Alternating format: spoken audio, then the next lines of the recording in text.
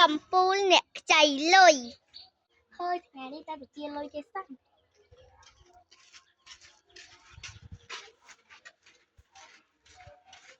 ហើយទៅនេះតើណែនេះអូមិនដឹងបញ្ជាលុយគេ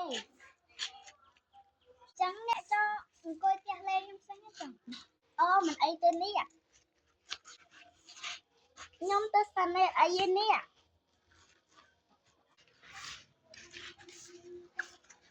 ហើយខ្ចីលុយគេបាន2-3ម៉ឺនហើយទាលុយគេបាន2-3ម៉ឺនហើយថ្ងៃនេះដាច់លុយចៃដល់ខ្ចីលុយអ្នកទីសិន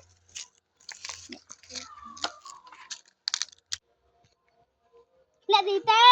អ្នកទីហាប់ណាអ្នកទីទេក្បាលប៉ុណ្ណាណែចេះមើលឯងអូភ្លេចមើលណាស្មានឆ្កែហើយមកតែខ្ញុំមានការអីណា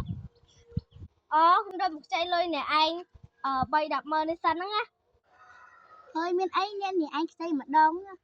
ចឹងមកអង្គុយលេងសិនមកនេះអូយអ្នកឯងលុយខ្ចីសិនមកខ្ញុំមើលម៉ែខ្ញុំឈឺនៅពេទ្យ